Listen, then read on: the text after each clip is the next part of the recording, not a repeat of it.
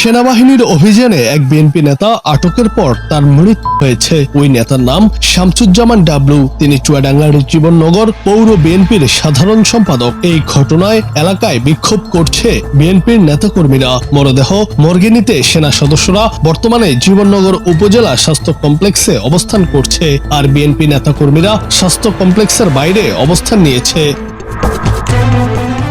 পরিবার ও স্থানীয় সূত্রে জানা গেছে, সোমবার রাত আনুমানিক 9:15 দিকে জীবননগর উপজেলা স্বাস্থ্য কমপ্লেক্সের সামনে অবস্থিত একটি ঔষধের ফার্মেসি থেকে শামসুজ্জামান ডাবলুকে আটক করে বাংলাদেশ সেনাবাহিনীর একদল সদস্য।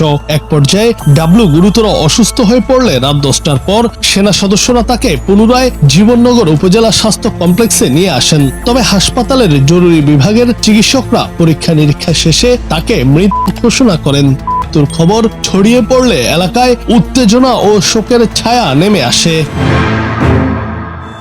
চুয়াডাঙ্গার জেলা প্রশাসক ও রিটার্নিং কর্মকর্তা মোহাম্মদ কামাল হোসেন বলেন, বিএনপি নেতা শামসুজ্জামান ডাবলু হার্ট অ্যাটাকে মারা গেছেন বলে সেনাবাহিনীর পক্ষ থেকে জানানো হয়েছে। মরদেহের সুরুথাল হয়েছে, ময়নাতদন্ত হবে, আমরা তদন্ত করে দেখব। জেলা পুলিশ সুপার মোহাম্মদ মনিরুল ইসলাম গণমাধ্যমকে বলেন, শামসুজ্জামানের মৃত্যুর পর সেনাবাহিনীর লেফটেন্যান্ট কর্নেল ইমরান তাকে বিস্তারিত জানিয়েছেন। তিনি তাকে বলেছেন, অভিযান চলাকালে জিজ্ঞাসাবাদের সময় শামসুজ্জামান শারীরিকভাবে অসুস্থ হয়ে পড়েন। এরপর হাসপাতালে নেওয়া হলে তিনি মারা যান। জুনায়েদ আহমেদ, বাংলা টিভি।